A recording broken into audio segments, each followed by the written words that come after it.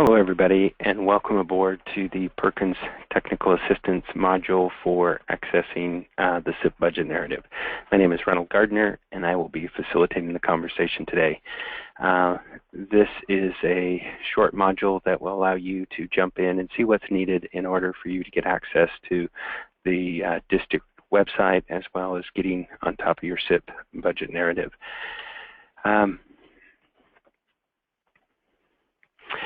The quick reminder on the Perkins Act of 2006, or commonly referred to Perkins 4, the purpose of it is to improve, enhance, and expand and modernize the career and technical education programs.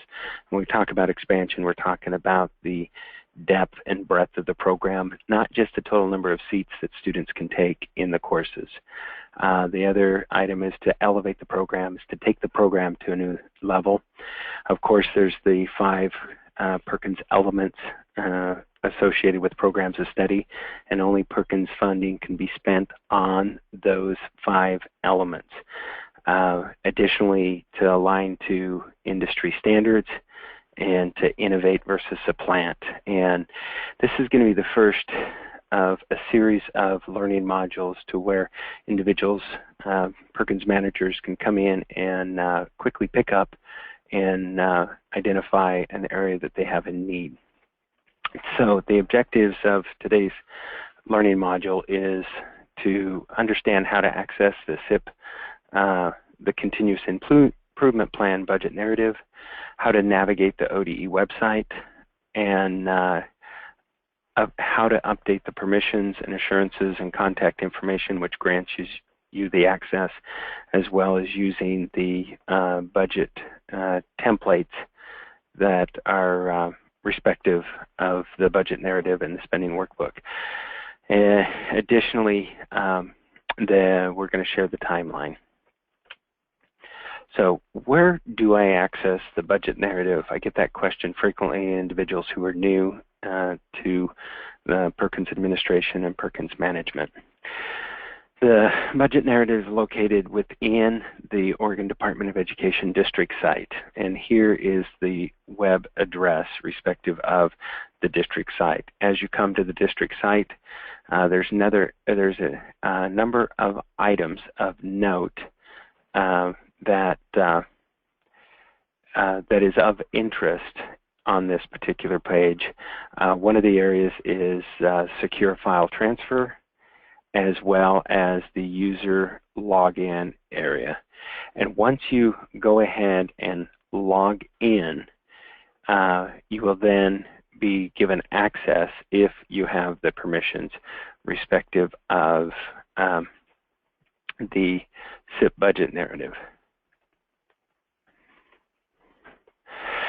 So within the district website, if you've gone to the ODE site and you've tried to access and you're unable to get in, the first step is to contact your school district security administrator. And even if we go back to the previous page, you can even look up your security administrator for your school and or program. And the security administrator will point you in the right direction as to how and what you need to do. Now, if you're with the college, you need to contact Karen Harrison at ODE, and here is her email address, and she will get you the accesses and the permissions that you need. And once you get in, you will then have the ability to jump in and make the appropriate selections. So I am going to quickly jump in and show you the steps and sequences that an individual would go.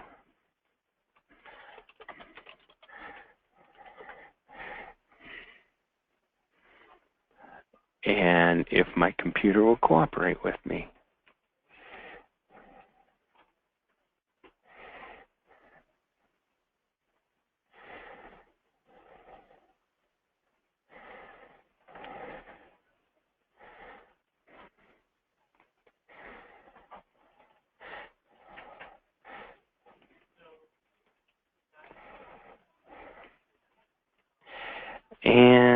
I am almost there.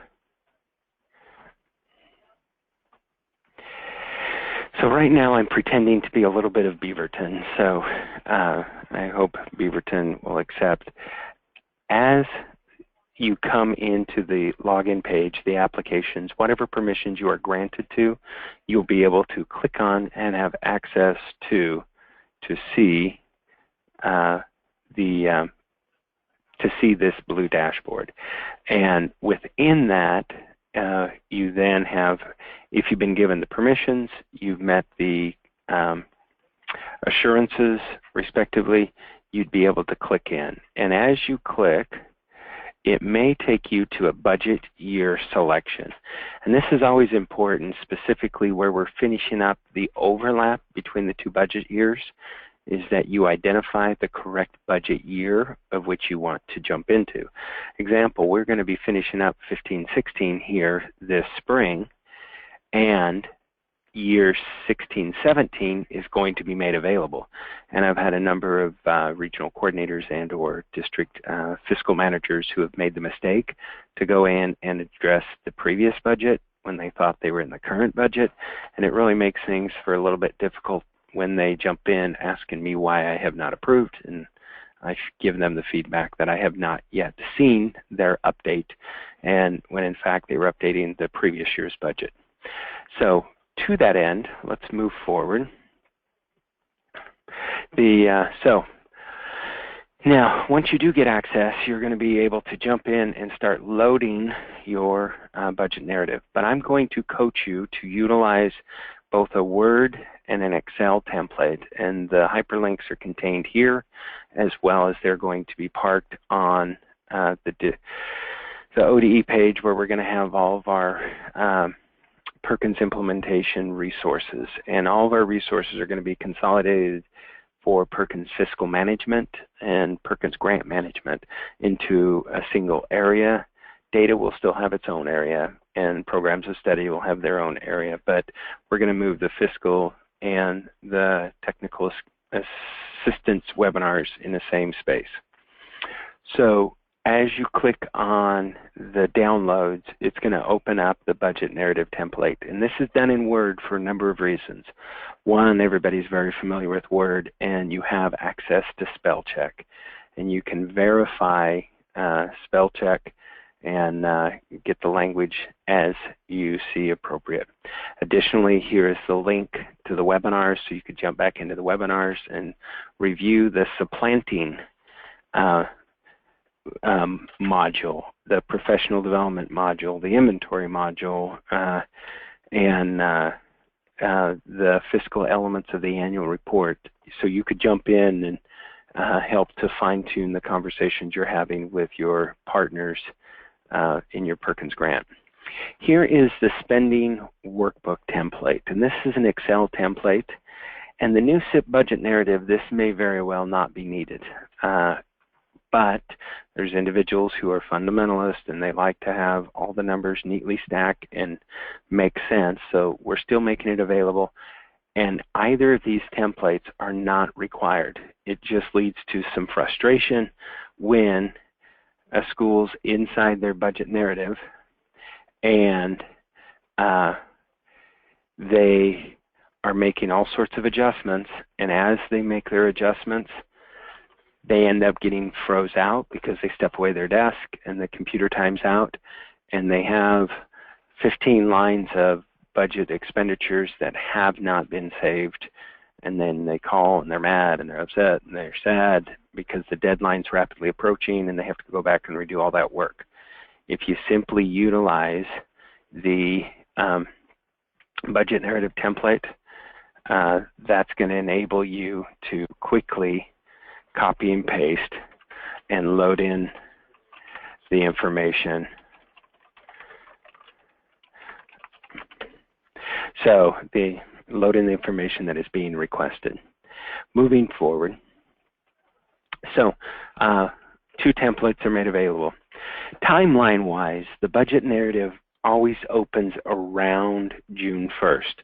We are the first group, Perkins is the first group on the ODE side that needs the budget narrative opened.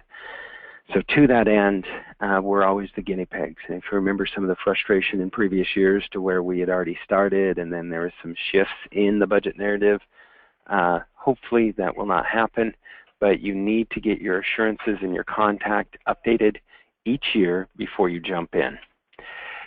In the main login summary section, here is where you click on your assurances as well as your contacts. And we need those sent in prior to you getting access. So moving forward. So once you do get access, I'm telling you to copy and paste your budget narratives, the items that you are buying. And I don't need a novel in your budget narrative.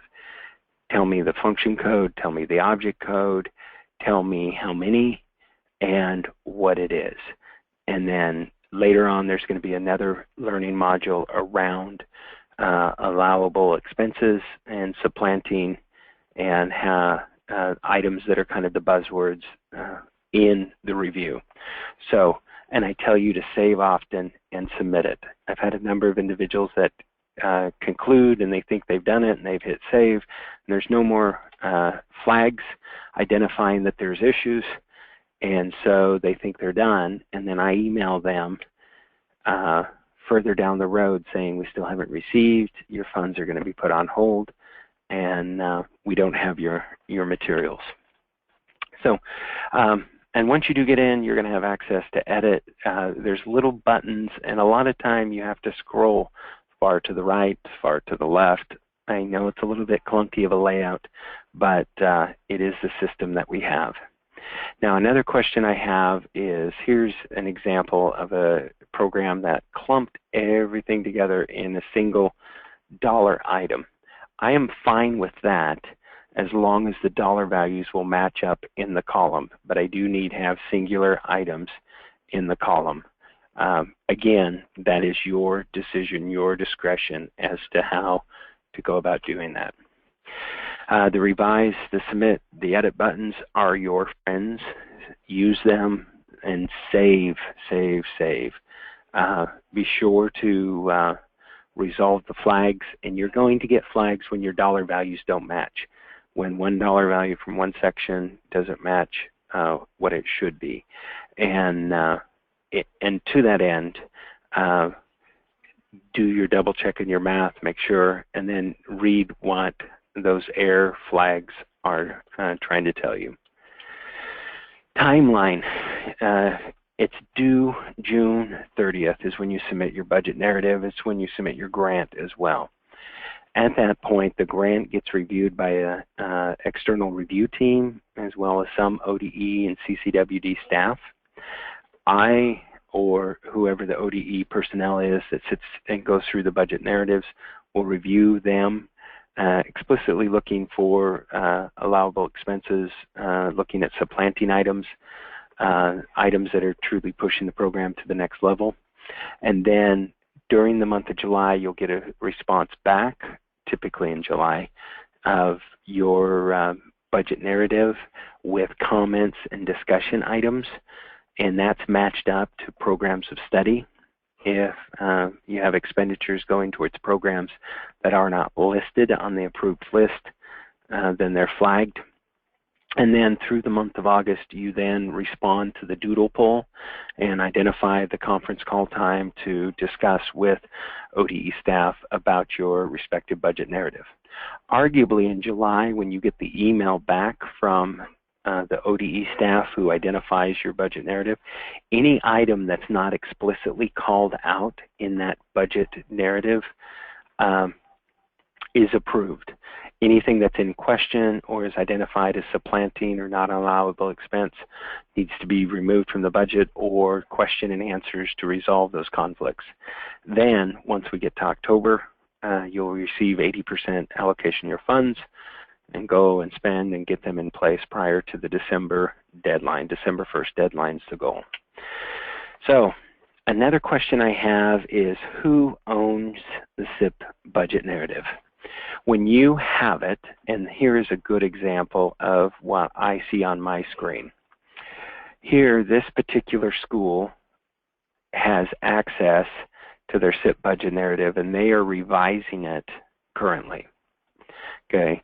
Once you hit submit, it goes to revision under review, and then Reynold Gardner has access to it. When it's under review, you've submitted it, you've given it to me. You cannot jump in and make any edits, adjustments, or tweaks to it.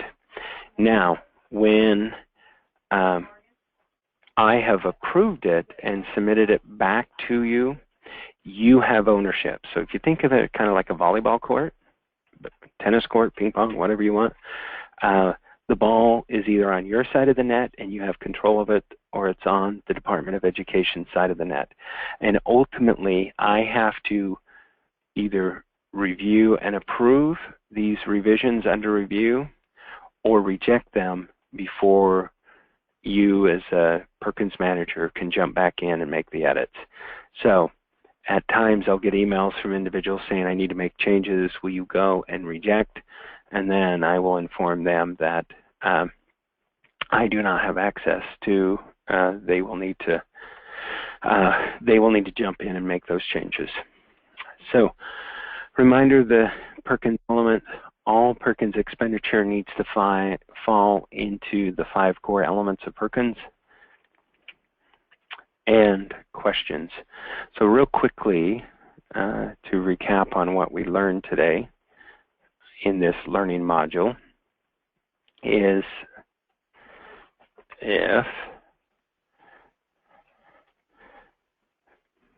there we go, is to give an understanding of how to get access in. This is only about how to access. We're going to have some other webinars that are going to jump further into it. This is going to be archived, so you'll be able to see it come back at future times.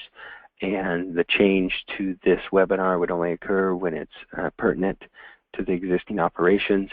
And then how to navigate the ODE website and updating permissions, assurances, contact information, and how to use the budget narrative templates, as well as giving you the timeline.